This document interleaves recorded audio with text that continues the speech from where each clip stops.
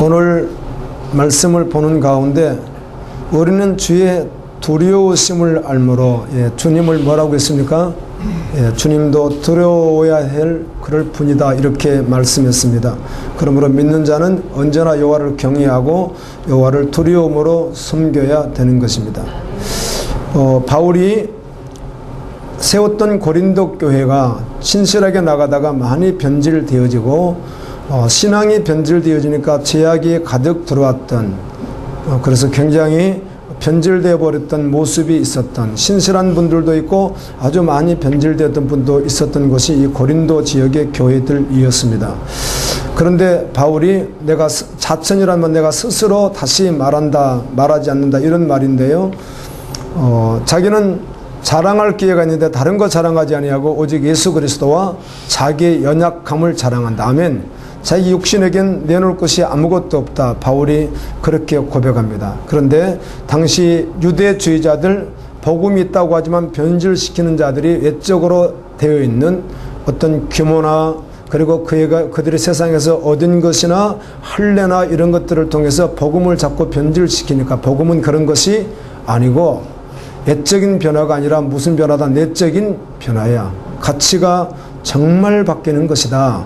이런 말씀을 하면서 너희들이 봤을 땐 내가 미쳐 보이지 왜 그런가 하면 나는 원래 국회의원이었고 법대를 나와서 법학 박사이고 나는 장래가 촉망되는 사람이었으나 모든 것을 배설물처럼 버리고 늘 맞기도 하고 굶주리기도 하고 자지 못하기도 하고 병들기도 하고 그러나 나는 오직 예수에 미쳐서 살아가니까 너희들이 보기에 내가 미쳤다고 볼지 몰라도 나는 사실 미쳤다면 하나님께 미쳤다. 아멘. 나는 예수 그리스도에게 미쳤다. 내가 혹시 정신이 온전하다면 너희에게 복음을 전한 것에서만 온전할 뿐이다. 이렇게 이제 말을 합니다. 그리고 그리스도의 십자가의 사랑이 너무 강하게 나를 붙들고 계셔서 그것으로 나도 한다. 그리고는 예수 그리스도께서 죽으셨는데 예수 그리스도가 죽으신 것은 그분 한 분 죽은 것이 아니라 이 모든 인류 그분을 믿는 모든 자들도 함께 죽은 것이며 그분이 살았을 때 함께 살아난 것이다. 그래서 우리는 육체에 드러나는 그 어떤 것을 보는 자가 아니라 사실은 내면을 보는 자이다. 아멘. 정말 신앙의 본질을 보는 자이다. 이렇게 말씀하고 누구든지 예수를 믿는다고 한다면 새로운 피조물이 된 것이다. 원래 우리가 하나님의 피조물인데 원래 하나님의 형상을 입었던 피조물인데 우리가 아담의 후손으로서 아담이 죄를 범함으로 우리가 죄를 범하지 않았어도 그냥 우리도 죄인 되었고 죄인으로 태어나서 죄를 짓고 살 수밖에 없는 원래는 죄된 존재인 피조물이었는데 예수 그리스도가 오심으로 말미암아 다시 우리를 새로운 피조물로 바꿔주셨다는 것입니다.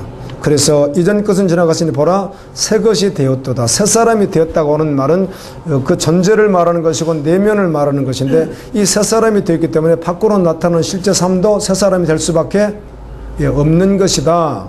그런데 네가 새 사람 되었다고 하면서 여전히 죄악 가운데 머물러 있고 옛사람 모습으로 살아간다면 그건 가짜다 이런 말입니다. 아멘.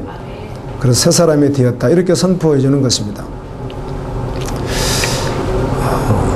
금요일에 81세 된 분을 이 신탄진에 사시는 분인데 잘 아시는 선교사님 부부가 모시고 오셨어요. 자기 이모님이라고 그래요. 그래서 이분을 인도에 왔는데 이분이 전화가 왔어요. 제가 먼저 전화를 했더니 이렇게 다시 전화가 오기를 지금은 교회 다니기가 어렵고요. 81세고 뭐 다 걸어 다니시는데 겨울이라 또 춥고 그래서 날 풀리면 올게요. 날 풀리면 몇 달이 되죠? 내년 4월이 되잖아요. 날 풀리면. 네, 그 사이에 무슨 일이 있을지 아무도 알 수 없겠지만 그렇게 말씀을 하시더라고요. 그래서 이렇게 말씀은 해드렸습니다. 은혜롭게 상처되지 않도록 이제 교회를 오래 다니는 사람들 가운데는 중풍을 알아서 이렇게 걷는 게 거동이 불편하셔도 오시고요. 또 멀리서도 오시고 또 아파서도 오실 수 있고 뭐 그럴 수 있는데 우리가 그 밑에 집 앞에 차를 딱 뜨뜻하게 해놓고 덮여놓고 차를 앞에 딱 기다리고 있으면 계단에서 내려오자마자 모셔가지고 교회 앞에다 딱 대가지고 계단 앞에 모셔서 이렇게 인도해 드릴 테니까 오실 수 있으면 오실 수 있겠습니까? 그랬더니 극구 반대를 하시는 거예요. 오시기가 어렵다고. 그 이유인즉 아들과 며느님이 아주 반대를 심하게 하는데 며느님이 너무 반대를 심하게 한대요. 교회는 절대로 다니지 말라. 그렇게 해서 올 수 없겠노라고. 그런데 내가 선교사님에게 전화를 드렸더니 목사님이 기도해 주세요. 그래서 이번 주 한번 그 할머니에게 신방을 한번 가보려고 합니다. 진리를 모르면 그렇게 하겠죠. 어려서는 부모가 자녀들이 교회 못 가게 하고, 나이가 먹으면 누가 못 가게 하죠? 자녀가 또 부모에게 가지 못하게 해서 함께 가지 못하는 이런 안타까운 것들을 보면서 기도했습니다. 어제 건조 때문에 기도의 시간에도 그분을 위해서 기도했는데 주님께 맡기며 기도해야죠. 진리를 모르게 되면 자기의 생각들이 옳은 줄 알고 살아갑니다. 아멘. 저는 이해를 무조건 합니다. 그걸 이해를 하는 것이 교회를 오신 지 얼마 안 됐다든지 아직은 진리를 잘 모르고 성경을 잘 모르면 자기가 하는 말이 틀린지 맞는지를 모르니까 틀린 줄 알고 말할 뿐이 누가 있겠습니까? 잘 모르니까 자기가 주장하는 것이 옳다고 생각하는데 제가 들었을 때는 100% 틀린 것이지만 틀렸으나 말할 수가 없죠. 구단님께서는 앞으로 알아가겠지 이렇게 하는 것인데 대부분 복음을 모르는 사람들 생각은 하나님과 다 온수되는 것입니다. 아멘. 여러분 아셔야 됩니다. 내가 하고 싶은 것 성경을 잘 모르고 복음을 모르는 내가 하는 것은요 이변이 없는 나는 다 하나님과 온수되는 하나님과 반대되는 일들이고 반대되는 생각이요. 평소에 살아왔던 아주 건전한 그리고 가정생활 사회생활 모든 걸 다 할지라도 주님을 모르면 뭘 하는 거예요? 그게 곧 하나님과 반대되는 삶인 것이죠. 그러므로 진리를 여러분 알아야 됩니다. 복음을 듣고 진리를 알아야만 합니다. 그래야 진리가 결론되어 살아갈 수 있기 때문입니다. 누가복음 16장에 보면 부자와 나사로라고 하는 말씀을 예수님이 해주시는데 부자는 부자였으니까 옷도 좋은 옷을 입고 날마다 호화롭게 살고 연락하면서 살았다. 이렇게 부자에 대해서 예수님이 소개를 합니다. 오늘날로 말하면 좋은 집에 좋은 차에 많은 돈에 사업과 모든 것이 다 준비되어 있어서 아주 안락한 생활과 늘 누리는 삶 그렇게 산다는 것이나 부족함이 없는 그런 삶을 살고 있었는데 그 집 대문 앞에는 거지가 하나 있었다는 겁니다. 그 사람 이름이 나사로인데 거지예요. 거지. 여러분 오늘날 거지도 좀 그렇지만 제가 어렸을 때 거지 6.25 직후 제가 그 시대에 태어난 사람이거든요. 그러니까 어려서 잘 모르긴 하지만 그때 거지들만 해도 힘들었습니다. 그런데 2000년 전에 거지는 굶어 죽기 딱 좋은 거죠. 그냥 굶어 죽겠죠. 지금 해외에서도 아사 상태로 죽는 것 같이 그냥 굶어 죽겠죠. 몇 끼 못 먹으면 한두 끼 안 먹은 게 아니라 평소에 못 먹었으니까 몸은 말라있고 영양실조인데 그렇죠. 못 먹으면 금방 죽는 거죠. 그런 시대예요. 그런데 이 거지가 그 부잣집에 음식물 쓰레기가 나오니까 그걸 좀 주워 먹으려고 왔다 갔다 하잖아요. 그럼 걔들도 와서 방해하고 막 그렇다고 성경 예수님이 그렇게 말씀을 해요. 그런데 둘 다 나사로가 먼저 죽었는지 부자가 먼저 죽었는지는 알 수 없지만 다 죽어서 장사를 지냈는데 나사로는 천사들의 품에 안겨서 어디로 가죠? 아브라함 믿음의 조상으로 우리가 지칭되는 아브라함 품에 낙원에 안겨 있게 되고 그 다음에 부자는 죽어서 은부 지옥에 갔잖아요. 지옥에서 너무 고통스러우니까 보니까 눈을 떠보니까 나사로가 보이는 거예요. 그래서 나사로를 보내요. 손끝에 물을 한 방울만 찍어서 입에만 대어줘도 살 것 같다고 이렇게 고통을 최고의 고통스러운 것을 그렇게 예수님이 말씀해 주셨습니다. 근데 예수님은 천국과 지옥은 절대로 왕래할 수가 없다 이렇게 말씀했어요. 그랬더니 이 부자가 하는 이야기가 우리 집에 가면 형제 5명이 있는데 그들도 나와 동일하게 부자니까 내일 호화롭게 살고 연락하면서 살아가고 있는데 그들 여기 오면 안 될 것 같습니다. 그러니 나사로를 좀 살려보내서 오지 않도록 좀 말해주세요. 이렇게 했더니 하는 이야기가 그렇게는 할 수 없고 혹시 한다고 할지라도 죽었던 자가 살아간다고 할지라도 다 믿는 게 아니라고 세상엔 모세와 율법이 있는 것과 같이 복음 전하는 자와 뭐가 있다는 거예요? 말씀이 있다는 거예요. 그래서 말씀을 믿지 아니하면 올 수가 없다 이렇게 말씀해 주십니다. 아멘. 아멘.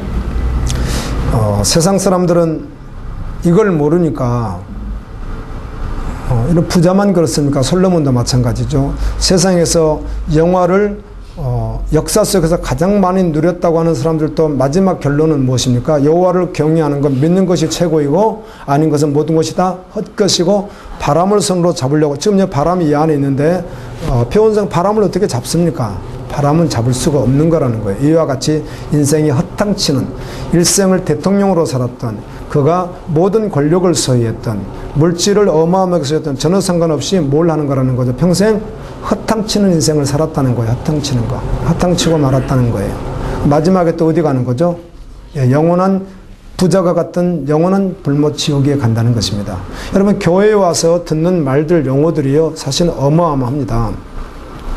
동영상 때문에 내가 한번 이 멘트를 쓸게요. 동영상 보시는 분들 때문에. 복음이 아니면 사람은 변화시킬 수 없습니다. 그걸로는 변화되지 않습니다. 오직 복음이 들려야 됩니다. 복음이 씨라고 한다면, 예수님은 말씀을 씨라고 하셨거든요. 복음이 씨라고 한다면 밭이 좋아야만 합니다. 그 두 가지가 형성되어야 믿음의 사람이며 열매를 맺게 되는 주님의 사람으로 살아갈 수 있습니다. 첫 번째는 뭐예요? 씨가 중요해요. 즉 말씀이 중요하다는 것입니다. 근데 말씀이 아닌 말씀을 전하면 그 말씀이 안 되기 때문에 복음이 될 수 없는 것이고, 근데 말씀이 아무리 말씀이어도 내 밭이 준비되지 않으면 여전히 그에게는 복음이 될 수 없는 것인데, 오늘 이 대예배 시간에 복음이 아닌 말들을 무수하게 전하고 있을 이분들을 주님이 변화시켜 주시고 깨닫게 해줬으면 좋겠습니다. 서울의 모 교회 최근에 부인 문제로 아주 시끄러웠던 교회에 대해서 내가 메시지를 한번 들어봤더니 절대로 복음이 아닙니다. 그건 복음일 수도 없고 복음이 아닙니다. 그거는요. 정말 헛된 말들입니다. 그걸 들으면 영혼이 살아나지 않습니다. 복음으로 살 수 없습니다. 아멘. 예. 이건 동영상 듣는 분들 때문에 한번 참고로 제가 해드리는 거예요. 제가 출애굽기 27장을 묵상하는 가운데 계속 만드는 하나님께서 성소에 필요한 모든 것들을 제작하는 것을 말씀하는데, 27장에는 번제단, 성소가 있으면은 번제단이 있고 그 안에 이제 성소와 지성소 이렇게 구별되잖아요. 그런데 이 번제단을 조각목은 우리나라로 한다면 아카시아 나무가 되겠습니다. 여러분, 아카시아 나무 좀 잘 아시나요? 저는 아카시아 나무를 잘 압니다. 시골에서 땔감으로 많이 썰어도 보고 도끼로 쳐보기도 하고 뿌리를 뽑아보기도 했는데, 이 아카시아 뿌리는 되게 거친데요, 위에 올라오는 가시나무는 튼튼하지가 않습니다. 또 크지도 않고요. 마카시아 나무가 어마어마하게 크지도 않습니다. 그리고 잘 쪼개지고요, 잘 부러지고 힘화되기 없고요, 속에가 이렇게 빈 공간 같은 이렇게 스펀지 같은 게 약간 들어있어 가지고요, 정말 튼튼한 나무가 아닙니다. 아카시아 나무는요, 정말 보잘것없는데, 신기하게 하나님은 이 아카시아 나무로 법궤도 그걸로 만들고 떡상도 그걸로 만들고 번제단도 그걸로 만들어라는 겁니다. 그런데 불을 태워야 되니까 아카시아 나무를 집어넣고 겉은 노수로 싸라고 이렇게 되어 있습니다. 노수로 싸야 불태워도 속에 타지 않으니까 이렇게 만들라. 네이지파 가운데 고앗, 게르섬, 모라리 이런 자손들이 그 법궤가 움직일 때마다 계속해서 운반해야 되니까 너무 무거운 것으로 하면 안 되겠죠. 하나님 이것도 다 생각하신 것 같아요. 그래서 앞으로 계속 움직여야 되는 것에 대한 배려도 주님이 하신 것 같죠. 그런데 왜 굳이 이걸 그 속에 아카시아 나무로 하라고 했을까? 제가 계속 묵상을 해봤습니다. 아무리 묵상해도 다른 생각이 들지 않았습니다. 그 아카시아 나무는 나무죠. 나무 하면 뭐가 생각나죠? 예수 그리스도, 보잘것없는, 그리고 세상 사람들이 봤을 때는 정말 아무것도 아닌, 예수 그리스도 십자가 사건이 아무것도 아닌, 고린도 전서 1장에서는 세상 학문으로 봤을 때, 헬라 관점에서 봤을 때는 아주 미련한 것이고, 미련한 것, 정말 미련하다는 것이에요. 그게 지혜로운 것이 아니라는 거예요. 십자가를 따라가는 삶이, 십자가를 믿고 살아가는 그리스도인들이 아주 미련한 자들이라는 거예요. 세상에서 가장 미련한 자들이라는 거죠. 십자가도 이렇게 보았고, 유대인들이 봤을 때는 아주 꺼리는 것, 자기들에게 대항하는 걸로 보았으니까. 그래서 과거의 공산주의자들이 기독교를 아주 싫어하잖아요.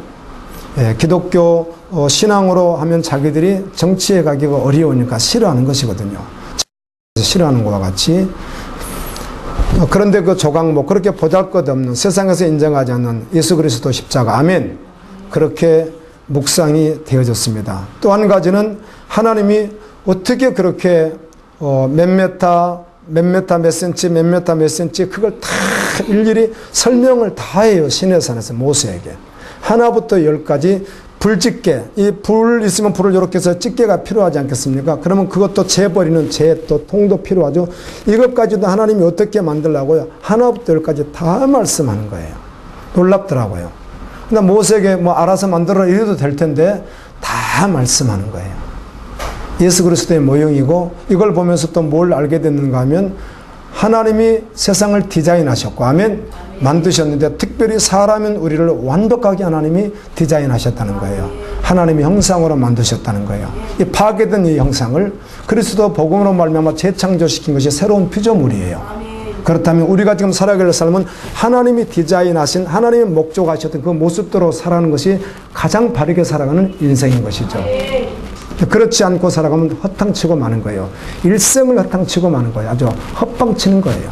그러다가 마지막엔 심판받아 지옥에 가는 거예요. 할렐루야.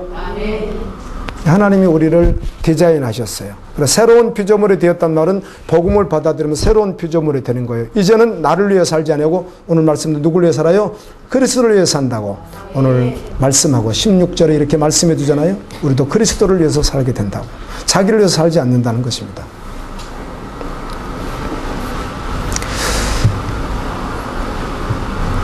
하나님이 창조하신 하나님이 디자인하신 사람이 아담의 범죄로 말미암아 그 형상이 깨어져 버렸습니다. 그래서 죽었다고 하는데 여기서 말한 죽었다는 말은 육신은 살아있지만 영이 죽어버린 것이죠. 영이 죽었으니까 하나님에 대해서 반응할 수가 없는 사람이 된 거예요. 그래서 하나님을 믿고 살아갈 수 없는 사람이 된 거예요. 이런 사람들은 자기가 주인 되는 겁니다. 그래서 결국은 자녀를 사랑하고 가족을 사랑한다고 하지만 결국 안에 들어가 보면 누구를 사랑해요? 자기를 사랑하는 것입니다. 자기가 주인된 것, 이것을 자아추구라고 하는데 곧 이것이 하나님과 온수된 삶의 모습인 것입니다. 우상숭배는 정확히 이것을 우상숭배라고 합니다. 아멘. 비단 불교에 가고 뭐 다른 종교에 가고 무당에 가는 것도 우상숭배이지만은 근본적인 우상숭배는 무엇입니까?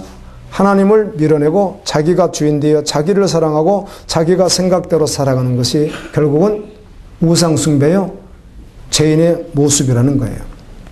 이런 사람들은 늘 안전하지 않습니다. 안전한 것 같아도 세상의 틀을 잡고 살아가는 사람들은 완전하지 않습니다. 늘 불안하고 근심이 있고 좀 좋았다고도 언제나 안전할 수가 없죠. 더군다나 가장 두려워하는 것은 죽음에 대한 두려움이 또 있습니다. 히브리서 2장 15절에 보면 또 죽기를 무수함으로 한평생 매어 종로로 다는 모든 자들을 놓아주려 하심이니 예수 그리스도가 이 땅에 오셔서 사단을 물리치시고 아멘. 결국은 죽음을 두려워하는 우리에게 자유함을 주셨다는 것입니다. 예수 그리스도를 믿으면 죽음을 두려워하지 않습니다. 하나님과 온수된 자들은 자아치고 자신을 위해서 살아가는 거예요. 자신을 위해서 집을 짓고 자신을 위해 직장생활하고 자신을 위해 자녀를 양육하고 자신을 다 이게 자아추구를 하는 거예요. 이게 곧 우상숭배요. 하나님과 온수된 삶인데 속았다는 것입니다. 자기가 그렇게 하는 줄 알았더니 사실은 누가 그렇게 하는 거예요? 보이지 않는 사단의 조종 아래 있었다는 것입니다. 이걸 말씀 아래서만 깨닫게 되는 것이고 복음 아래서만 깨닫게 되기 때문에 이 복음을 만나면 변화될 수밖에 없다는 것이에요. 복음은 반드시 변화시킨다는 거예요. 나를 변화시킬 수 없는 복음은 그래서 복음이 될 수 없는 것이 이건 이렇게 변화될 수밖에 없기 때문에 그러는 거죠. 우리 인형극 가운데 저는 손으로 놓는 인형극을 주일학교 이렇게 지도하면서 많이 해봤습니다. 인형극 틀 가지고 여기 와서도 틀이 있었습니다. 그래서 제가 인형극 가지고 1인 면접식 하면서 이렇게 해봤습니다. 근데 그것도 있지만 끈을 이렇게 달고 뒤에서 이렇게 하는 것도 있죠. 위에서 사람이 잡고 이렇게 하는 거 있잖아요. 근데 이 인형이 움직이는 게 아니라 누가 움직이는 거죠? 그 뒤에 사람이 움직이는 것과 같이 결국은 우리가 춤을 추고 직장생활을 하고 가정생활을 하고 우리가 원하는 걸 추구하고 살았던 삶이 내가 사는 줄 알았더니 사실 누가 잡고 있어요? 뒤에요? 사단이 잡고 이렇게 하고 있었던 것이에요. 이 사실을 모르게 되어 있습니다. 하나님의 비밀이신 복음 안에 들어오지 않으면 아멘. 죽을 때까지 그걸 모르다가 이제 죽음 후에 심판대 앞에서 와 내가 사단에게 그렇게 종로로 됐구나. 이 사실을 알게 되겠죠. 그런데 이렇게 사단의 모비리에 살고 그 사람이 그리스도를 믿으면 어떻게 되는 것입니까? 이게 결박이 끊어지고 흉악한 결박이 다 끊어져 버리고 할렐루야. 예수 그리스도의 신부가 되고 하나님의 아들이 되는 권세로, 요한복음 1장 12절에 있듯이 영접하는 자 곧 그 이름을 믿는 자들에게는 하나님의 자녀가 되는 권세를 주셨으니, 그래서 하나님의 자녀 신분이 되어서 살아가는 것이에요. 그래서 변화가 올 수밖에 없는 것이에요. 하나님이 디자인하신 그 삶으로 살아가려고 사실 우리 편에서 보면 애쓰게 되고, 아멘, 힘쓰게 되는 모습들이 있는 거예요. 주님의 은혜 가운데 달려가지만. 그래서 계속 그걸 추구하며 계속 주님 나라를 위해서 자신을 위하여 살지 아니하고 나를 위하여 죽으신 예수 그리스도를 위해서 살아가게 되는 삶이 되는 것이에요. 가장 복된 삶이며 하나님이 디자인하신 그 삶이 가장 행복한 삶이고 영원한 삶인 것입니다. 우리가 우리 인생을 운전할 수 없습니다. 우리가 우리 자녀의 운명도 운전할 수 없습니다. 오직 우리를 운전하실 수 있는 분이 주님이십니다. 그래서 그분이 우리를 운전할 때 가장 안전하게 가게 되는 거예요.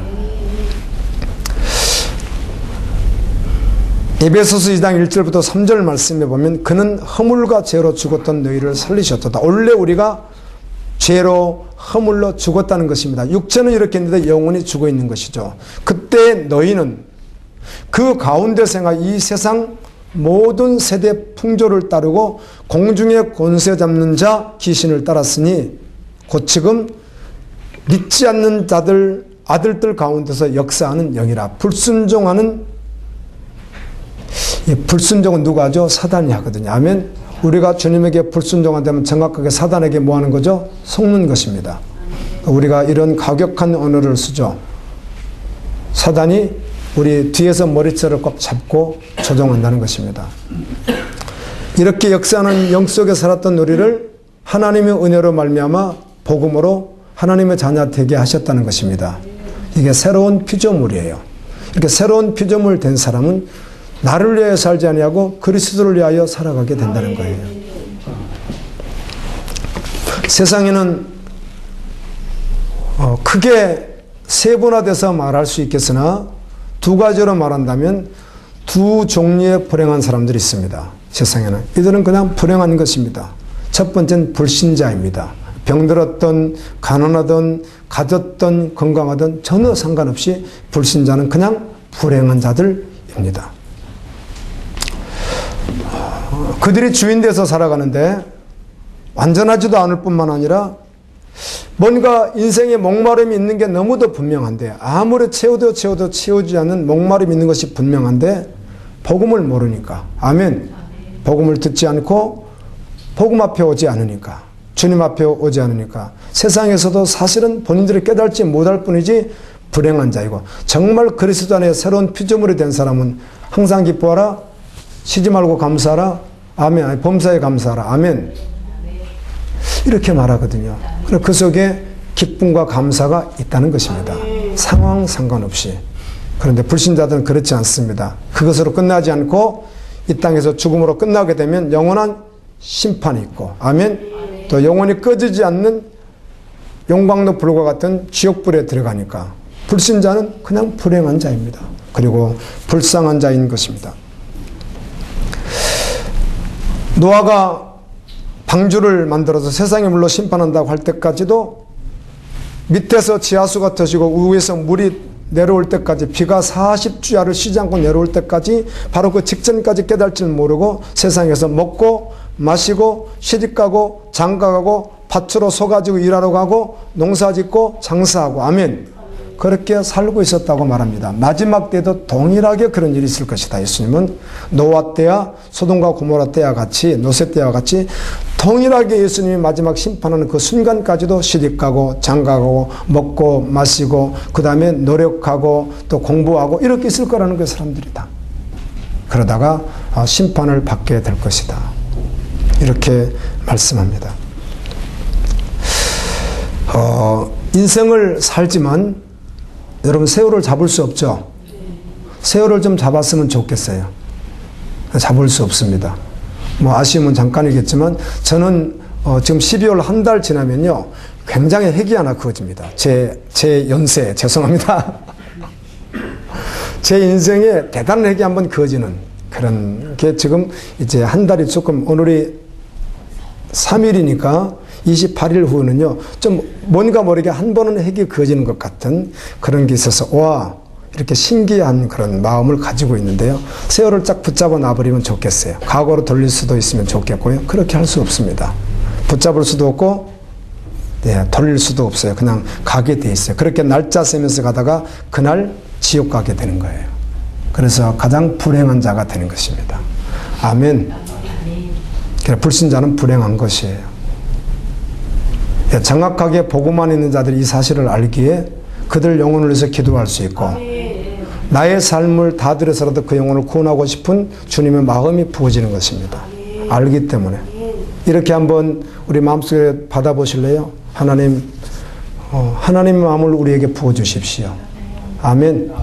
하나님 마음을 부어주십시오. 한번 그렇게 할 수 있겠죠. 두 번째 불행한 자는 교인입니다. 성도가 아니고 교회 안에 있는 교인. 이 교인이라는 말 속에는 목사, 선교사, 장로, 집사, 권사 다 포함되는 것이죠. 불행한 사람들입니다.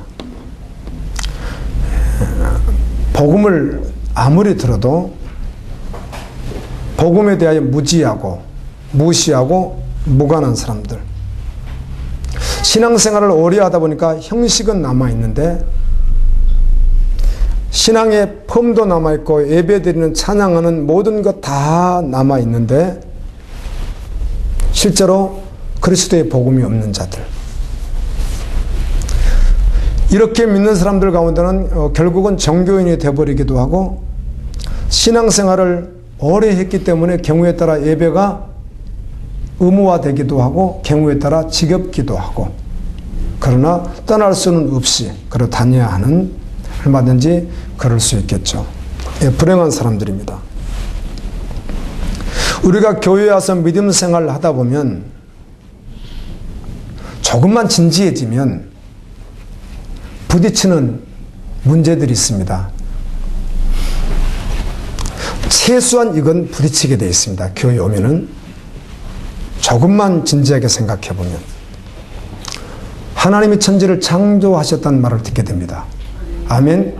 그리고 마지막에 하나님이 세상을 불로 심판한다는 말씀을 듣게 되니까 온 세상이 없어진다는 말도 듣게 됩니다. 그분이 전능하신 하나님 아버지, 살아계신 분이라고 듣게 됩니다. 죄로 말미암아 죽은 인간들을 살리시게 하여 하나님의 그의 아들을 보내셨다는 예수 그리스도에 대해서 듣게 됩니다. 그분이 지신 십자가에 대해서 듣게 됩니다. 그래서 이 십자가를 통하여 믿음의 사람은 천국에 가고 믿지 않는 자는 영원히 지옥 간다는 천국과 지옥이라는 말을 듣게 됩니다. 우리는 주님이 재림하신다, 다시 오신다 이런 말씀도 듣게 됩니다. 주님 오시면 믿음의 사람들 합당한 자들은 들림을 받고 합당하지 않는 자들은 남아서 대환란에 들어가게 되고 그리고 결국은 지옥불에 들어간다고 하는 것도 듣게 됩니다. 아멘. 이런 굵직굵직한 이런 용어들을 교회에 오면 듣게 된다는 것입니다. 그런데 이것이 실제가 되지 않으면 그게 정말 믿음으로 취하지 않으면 종교인이 되어버리는 것이죠. 이안을 받고 뭔가 좋아지고 치료도 되어지고 마음도 평안하고 모두 좀 잘 되어지는 것. 이 정도 수준으로 전락해버리는 것이죠.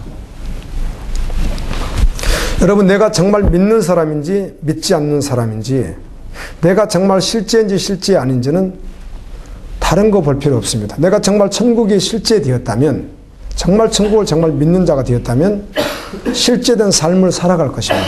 자신을 딱 보면 압니다. 그래서 내가 여러분 동의했다고 믿는 게 아니잖아요. 그렇죠? 자기 확신이 믿는 것도 아니잖아요. 정말 실제됐다면 그 실제된 삶을 살아가니까 자신이 자신을 알게 되는 거죠. 그들에게 오늘은 지금도 복음이 없다면 주님은 나에게 오라고 주님 말씀합니다. 아멘. 지금도 나에게 오라 그렇게 말씀해요. 회개하고 돌아오라고. 이 말씀은 여러분 얼마나 많이 들었는지 너무 많이 들은 말씀이에요. 마태복음 13장 44절 말씀 말이에요. 얼마나 많이 들었습니까? 천국은 마치 밭에 감춘 보화와 같으니 이를 발견한 자가 기뻐하여 돌아가서 자기의 모든 것을 다 팔아 그 밭을 사느니라. 아멘. 그냥 천국이 전부 되어버리는 것. 세상에서 좋은 것만 발견해도 대단할진데 영원한 천국을 발견한 사람은 그게 전부 되어버린다는 거예요. 그 전부 되어서 그 삶도 그렇게 살아간다는 것입니다.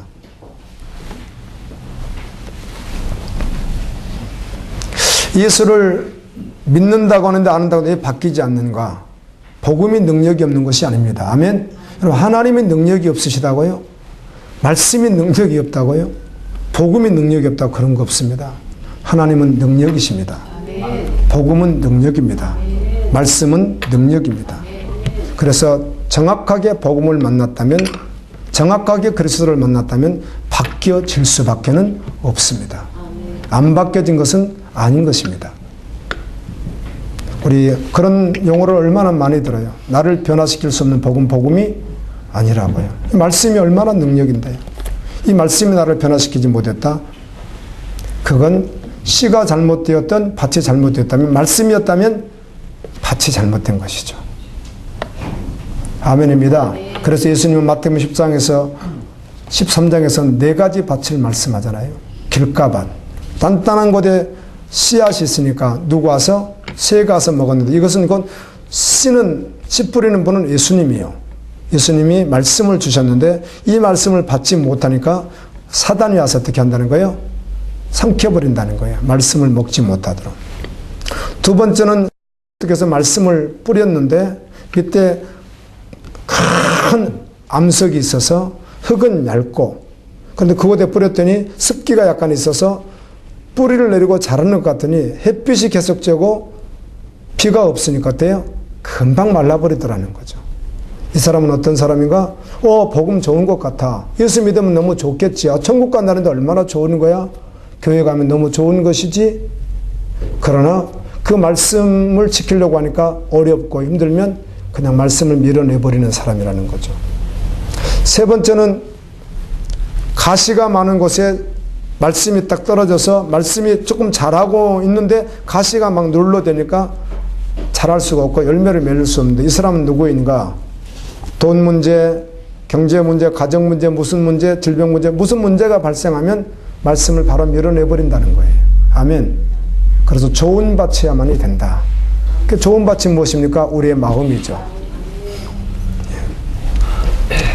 그래서 복음을 만났다면 바뀔 수밖에 없다는 것입니다. 왜요? 복음이 능력이요. 아멘. 말씀이 능력이기 때문에, 그리스도가 능력이기 때문에 그렇다는 것입니다. 고린도후서 5장 17절, 그런즉 누구든지 그리스도 안에 있으면 새로운 피조물이라, 이전 것은 지나갔으니 보라 새 것이 되었도다, 이렇게 말씀합니다. 어떤 처지, 어떤 상황 속에서도 복음은 능력이요, 예수 그리스도는 능력이요, 예수님이면 충분한 것입니다. 그래서 복음이면 정말 충분한 것입니다. 히브리서 11장 믿음의 사람들 내용들이 기록되어 있습니다. 초대교회 부인들이 자기 자녀와 함께 믿음 생활을 하는데 이 자녀들이 자기 앞에서 복음 때문에 죽어가는 상황이 와도 끝까지 어떻게 했다는 거죠? 이 여인들이 예수님을 부인하지 아니하고 끝까지 믿음을 지켰고, 그들도 죽임을 당했지만 끝까지 믿음의 길을 걸어갔다고 말합니다.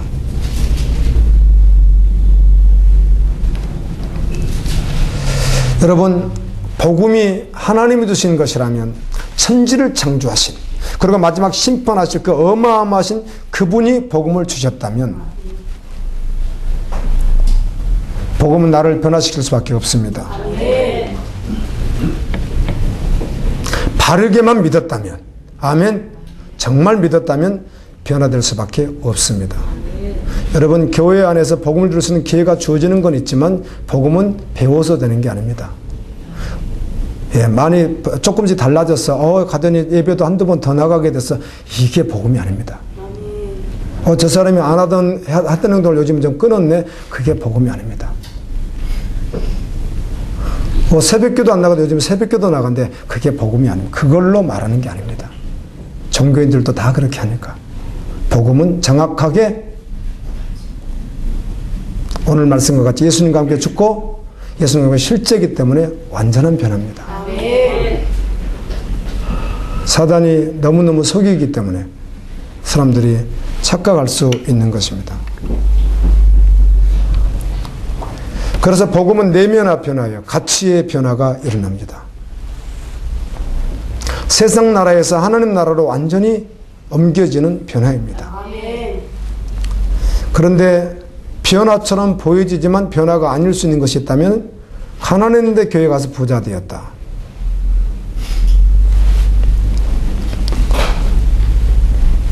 우리 한국교회가 이렇게 부흥이라고 하는 모습들이 있었는데 70년대, 80년대, 90년대 이때 들어오면서 부흥회를 많이 했고 나름대로 우리 한국교회가 굉장히 폭발적으로 부흥하는 시기였다고 하지만 그러나 그때 정말 복음이 증거됐더라면 아멘. 지금 결과는 달라졌을 것입니다. 그런데 그땐 그 복음이 가난의 부자로 병든 자가 고침으로 아멘. 능력 없는 자가 능력받는 것으로 이렇게 했다는 거죠. 저는 생생하게 기억할 수 있습니다. 그 시대에 교회에 있었던 사람이니까. 그건 변화가 아닙니다.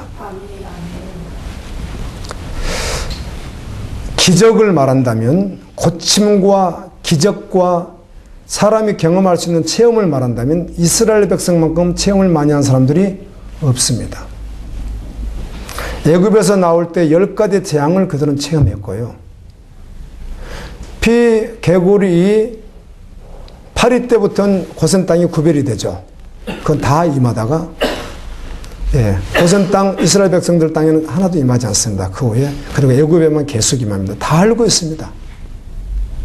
나와서 홍해를 건넜습니다. 양쪽으로 밤새 물이 양쪽으로 이렇게 퍼지면서 홍해가 갈라지는 걸 보았습니다. 그리고 그걸 건넜습니다. 좋은 가다가 마라를 만나서 써서 마실 수 없을 때 나무 하나 딱 던지니까 물이 달게 변화된 것도 맛보았고 조금 가니까 70주 물샘이 있는 것도 그들이 경험하게 되고 물이 없을 때 반석을 치니까 반석에서 콸콸콸 물이 쏟아져서 250만 명이 마실 수 있는 것도 경험하고 아멘. 간혹 제사를 잘못 드릴 때 불이 나와서 태우는 것도 봤고 고라자손이 잘못했을 때 땅이 갈라져서 들어가는 것도 보았고 40년 동안 만나가 하늘로부터 가시와 같고 서리와 같은 희고 꿀 섞은 과자와 같은 그 만나가 새벽마다 내렸던 것을 보았고 주일날 가면 없고 아멘.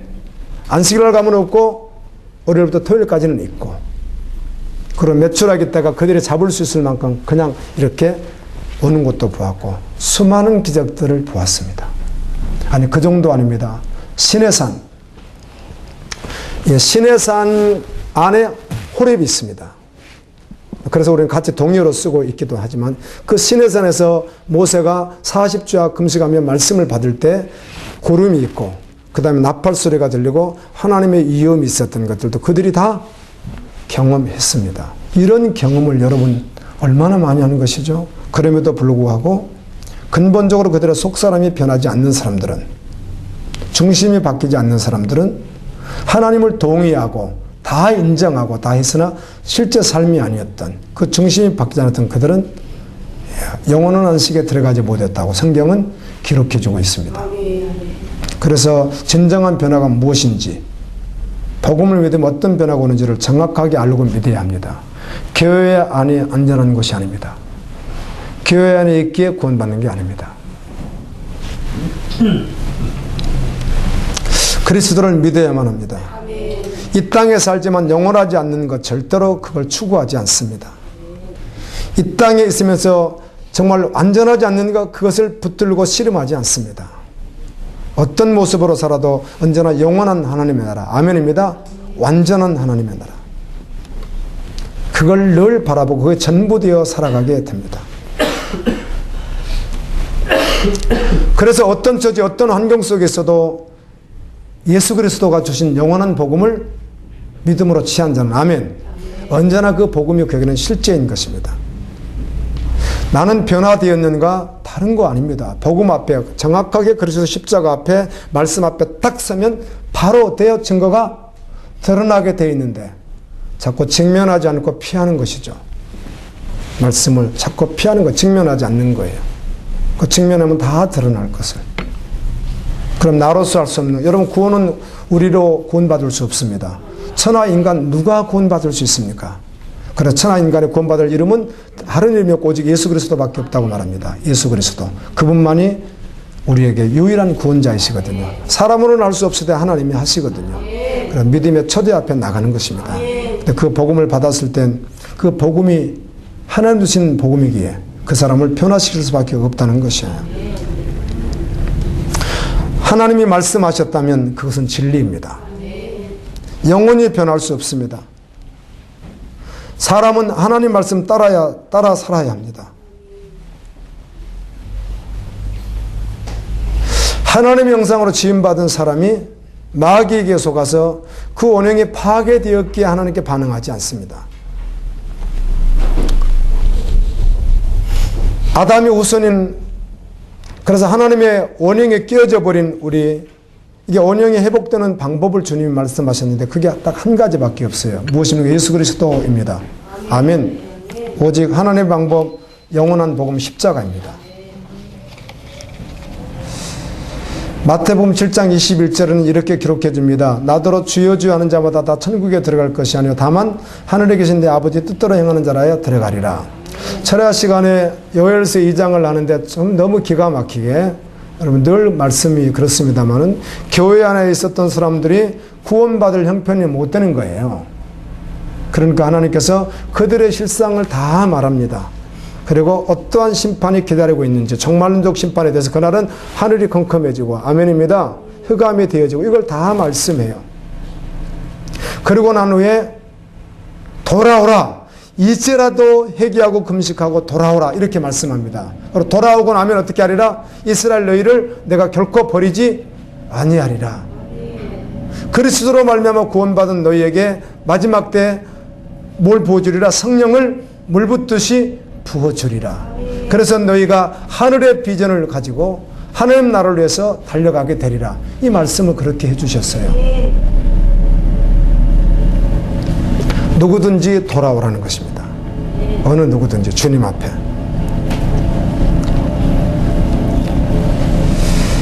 마태복음 6장 20절에 보면 오직 너희를 위하여 보물을 하늘에 쌓아두라. 거기는 좀이나 동록이 해하지 못하며 도둑이 구멍을 뚫지도 못하고 도둑질도 못하느니라. 이 세상 나라는 결국 심판에 의해서 없어질 나라이라는 거예요. 하나님 나라만 영원하다는 거예요. 그래서 믿음의 사람은 영원한 하나님의 나라를 바라보고 산다는 거예요. 여러분 그렇게 사느냐고 주님이 한번 물으면 네, 아멘 해야 되는 거예요. 여러분 지금 세상을 보십시오. 오늘 그 칼럼 여러분 한번 읽어보시면 알지만 자녀가 자전거 훔쳤는데 인형 뽑기를 했는데 얘가 늘 상습적으로 하면서 한 번밖에 안 했다고 거짓말하니까 아버지가 그 인형 가지고 때렸다고 고발을 했어요.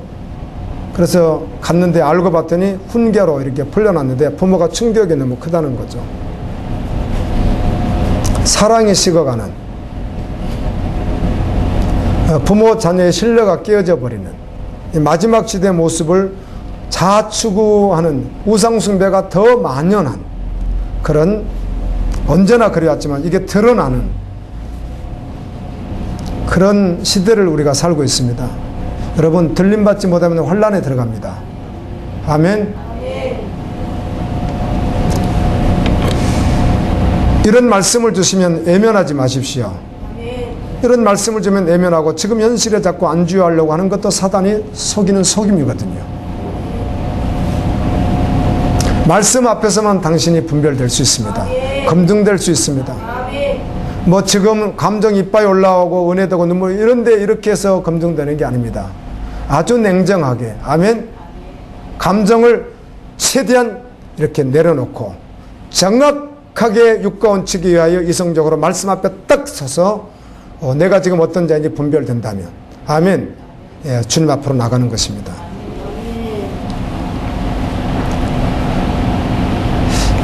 예. 복음이 우리에게 실제가 되지 못하는, 믿지 못하는 것은 말씀드린 대로 속임을 당하는 거예요. 속임을. 이 밭이 좋은 밭이 아닌데 착각하는 거예요. 길가밭, 돌짝밭, 가시밭인데 아닌 줄로 자기가 아는 거예요. 그래서 말씀이 떨어지지만 실제가 될 수 없는 것이죠. 그런데 또 하나는 이 밭은 준비되었다고 한다면 씨가 죽은 심은 안 되는 거예요. 즉 복음이 아니면, 믿음은 들음에서 나고 들음은 그리스도의 말씀으로 말미암느니라. 로마 10장에 나와 있는 그 말씀은 설교를 말하는 게 아니에요. 복음을 말하는 것이지. 우리는 착각합니다. 복음을 전하기 위해서 뭔가 쌓아주는 거다로 생각하는데 그럴 수도 있겠으나 대부분 그 속에 물을 너무 많이 탔고 너무 많이 변질시켰고 그러다 보니까 이게 뭐가 피는 거죠? 곰팡이가 피는 거고 더러운 떡이 돼버리는 거예요. 그걸로는 생명에 살 수가 없는 거예요. 좋은 밭이면 반드시 좋은 씨여야만 하는 거예요. 그게 예수 그리스도 십자가 복음이에요. 그러므로 우리가 예수 그리스도를 믿게 된다면, 복음을 받아서 실제가 되려고 한다면 씨가 좋아야 되겠죠. 그건 무엇이죠? 하나님의 말씀, 정확하게 총체적 십자가 복음이라는 것입니다. 또 하나는 좋은 믿음이어야 돼요. 밭이 좋아야 된다는 것입니다. 믿는다는 말은, 복음을 받았다는 말은 원래 병든 자와 자기 중심적으로 살아왔던 그는 죽고 이제는 주님과 함께 살아서 자신을 위해 살지 아니하고 주님을 위해서 살아간다는 말이에요. 아멘. 하나님께서 디자인하신 인생을 살아간다는 말이에요. 지금까지 나를 위하여 살아왔다면 전혀 바뀌어서, 어때요? 방향이 바뀌어서, 가치가 바뀌어서 주님과 이웃을 위하여 살아간다는 것이에요. 하나님 지금도 여전히 복음으로 초대합니다. 여전히 지금도 돌아오라고 합니다. 어떤 처지, 어떤 상황 속에서도 주님 앞에 나오라고 합니다. 그 복음은 우리를 영원히 구원할 뿐만 아니라 하나님이 디자인하신 삶으로 살아가도록 하는 충분한 말씀이고 충분한 복음입니다. 복음이 어떤 어마어마한 가치를 가지고 있는지 우리 알고 있습니다. 주신 분이 하나님이시거든요. 그런데 목숨 걸고 주셨습니다. 예수 그리스도를. 요한복음 3장 16절 말씀과 같이 하나님이 자기 아들을 주셨어요. 목숨을 주셨다고요. 그렇게 내어두셨어요. 받는 우리 편에서도 목숨 걸고 받는 것이에요. 할렐루야.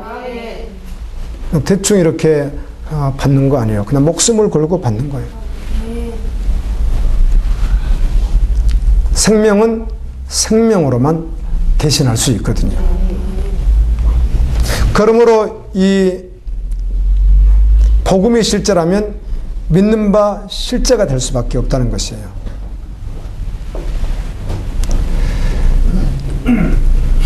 예수를 믿는다고 말할 때 이 복음을 받아들이는 원리가 있습니다. 그것은 전심입니다. 전심. 하나님 우리에게 전심으로 오셨다는 것이에요. 그래서 우리도 전심으로 받아야 되는 거예요.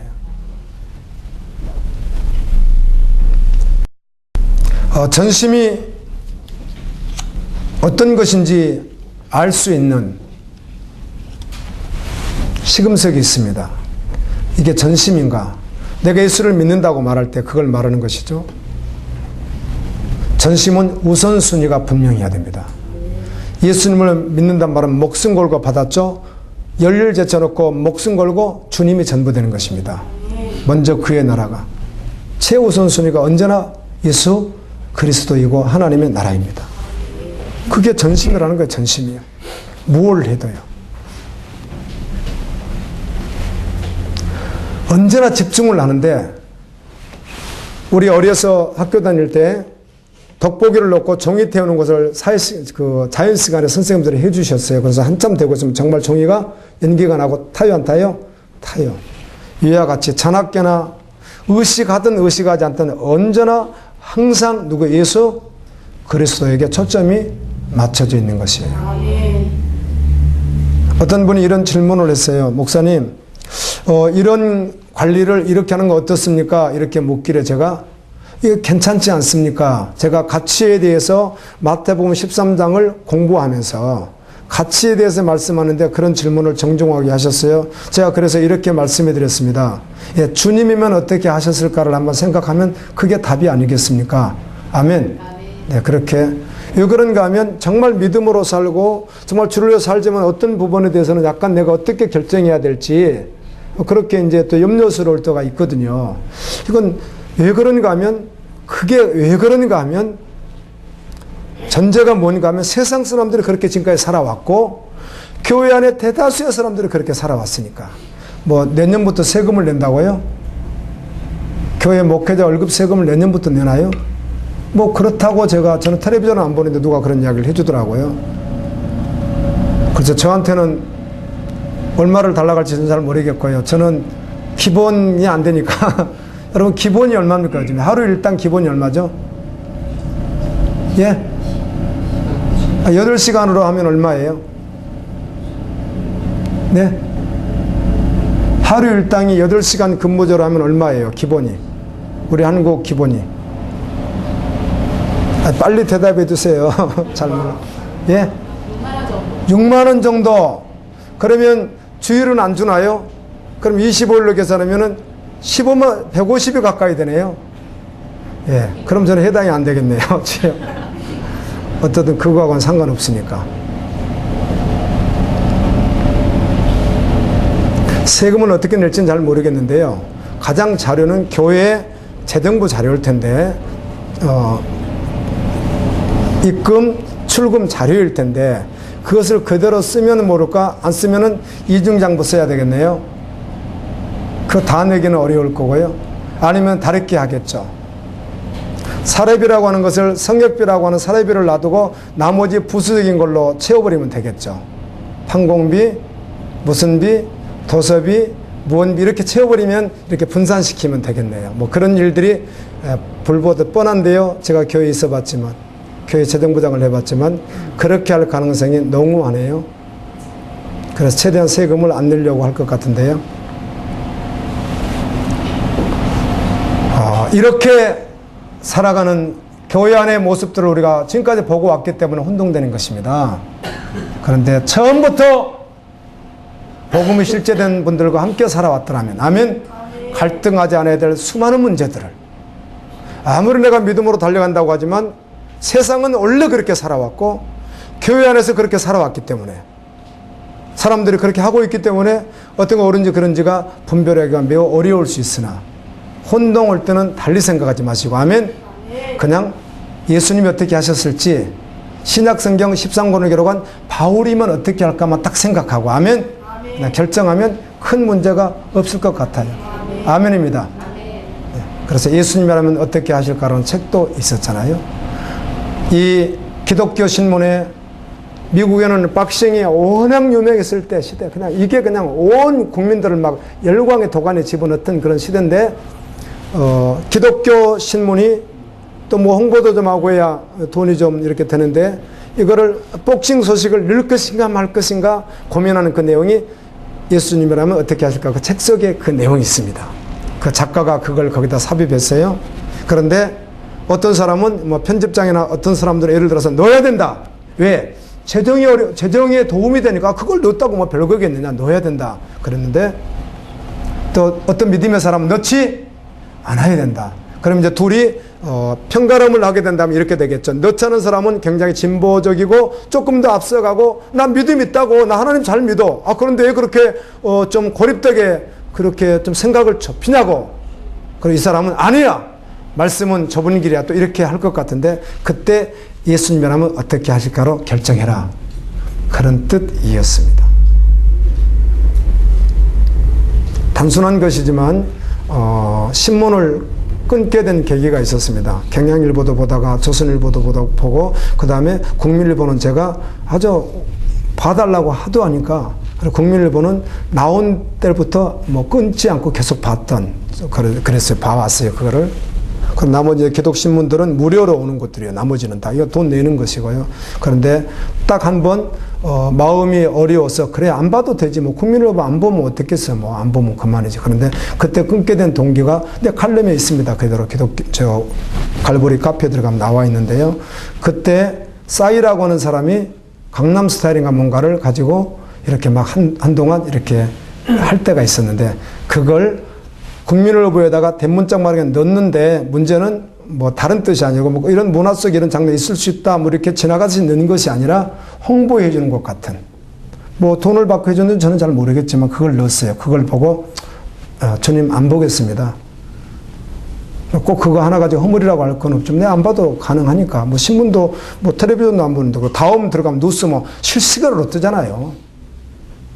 그냥 컴퓨터 열면 실시간으로 뜨는데 뭐 그거 안 봐도 돼요. 그래서 그때 안 보기 시작했는데 지금은 어떤 것이 믿음인지 복음인지 분별하기가 너무 어려운 시대에 우리가 살다 보니까 우리가 믿음으로 정말 좁은 길을 주님 한 분 바라보고 우선순위가 되어서 집중해서 걸어가는데도 혼동이 올 수 있다는 거예요. 그때는 어떻게 하면 돼요? 예수님이면 어떻게 했을까? 아멘. 바울이면 어떻게 했을까? 생각하면 그냥 바로 답이 나올 거예요. 그래서 언제나 말씀 앞에 서서 달려갔으면 좋겠어요.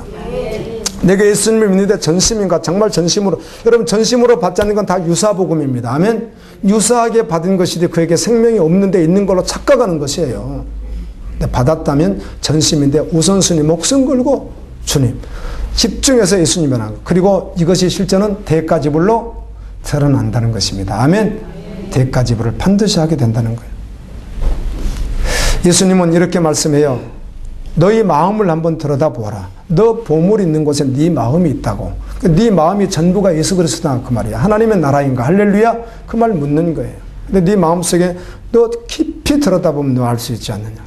근데 그거 동의했다는 거 말고 실제나 이렇게 묻는 거예요. 동의한 거?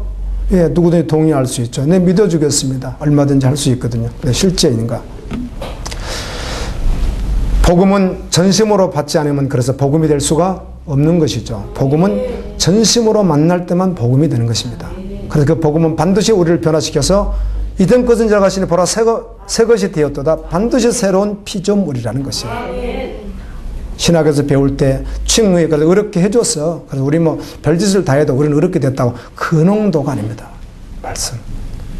이렇게 해서 혼동시켜버립니다.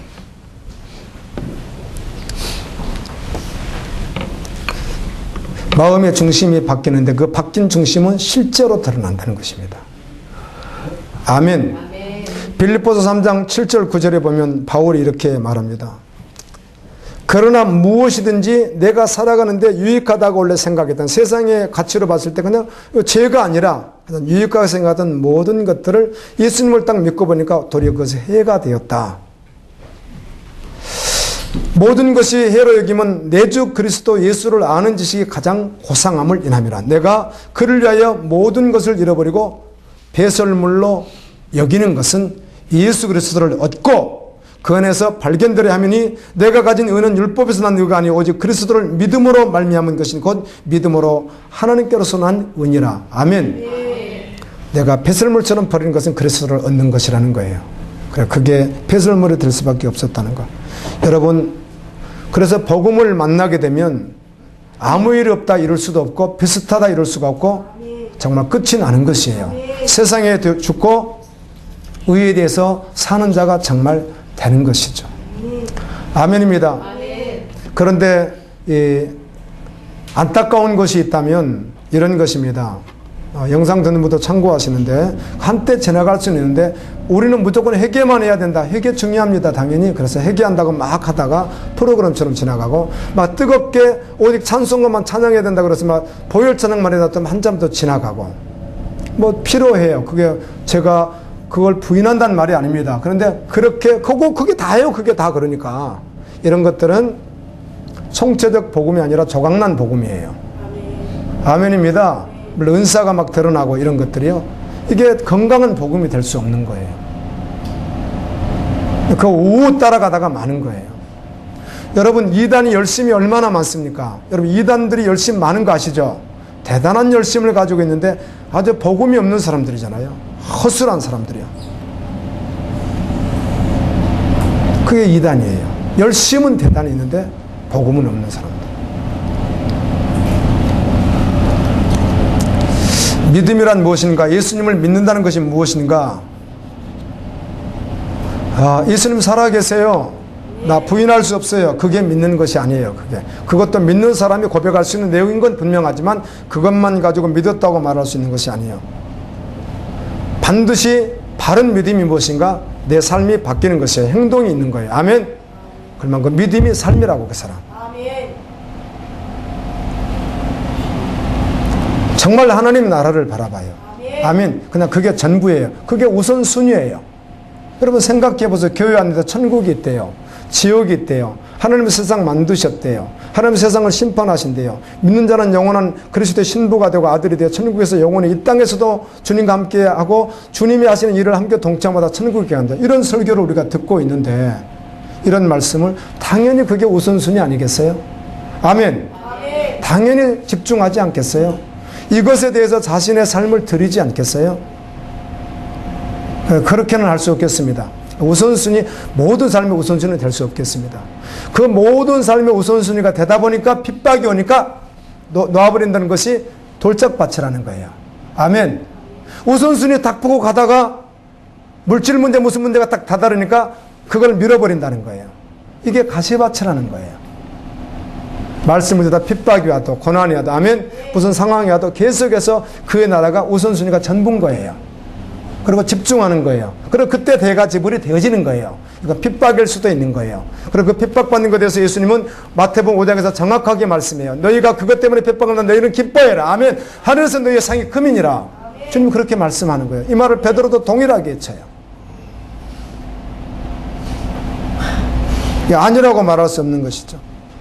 믿음은 바라는 것들의 실제이니까. 실제로 그렇게 되는 것이니까.